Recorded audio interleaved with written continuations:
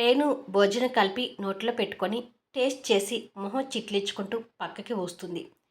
రేణు తీరికి పూర్ణ వెంకటమ్మ ఆశ్చర్యంతో చూస్తుంటారు. రేణు కోపంతో వెంకటమ్మ వైపు చూసి, ఇక నాకు ఈ వెజ్ మీద కూడా విరక్తి పుట్టిస్తావా? రోజు వెజ్ బాగానే చేస్తావు కదా, ఈరోజు ఏమైంది? ఉప్పు కారం లేకుండా చెత్తగా చేశావు అని తిడుతుంటే వెంకటమ్మ పూర్ణ వైపు చూస్తుంటుంది.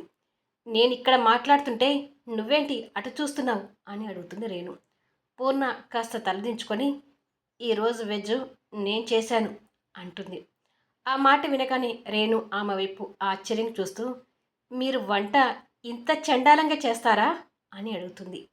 ఆ మాటకి పూర్ణ కోపం తెచ్చుకుంటూ కోడలి వైపు గుర్రున చూస్తుంటుంది. ఏంటి ఆ చూపు? అసలు అందులో కూరగాయల ముక్కలు తప్ప ఉప్పు కారం రెండూ లేవు. ఎక్కడ నేర్చుకున్నారు ఇంత గొప్పగా వంట చేయటం అంటూ దెప్పి పొడిచి పక్కకు పెట్టి ప్లేట్లోకి నాన్ వెజ్ వడ్డించుకుంటుంది.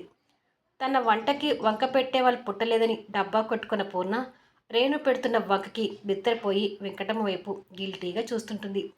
పూర్ణ తీరుని చూస్తున్న వెంకటమ్మ కష్టంగా నవ్వాపుకునే ప్రయత్నం చేస్తుంటుంది.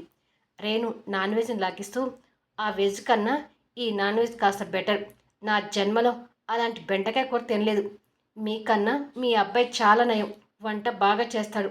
మీకు వంట చేయడం రాకపోతే మీ అబ్బాయి దగ్గర నేర్చుకోండి, అంతేకాని ఇలాంటి చెత్త వంట చేసి నా కడుపు మార్చకండి అని డిమాండ్గా వాదిస్తూ భోజనం చేస్తుంటుంది. ఆ తర్వాత పూర్ణ రియాక్షన్ ఏంటి అనేది ఫుల్ వీడియోలో చూడండి. స్టోరీ నచ్చినట్టయితే దయచేసి లైక్స్ ఇవ్వండి, కామెంట్ షేర్ చేయండి.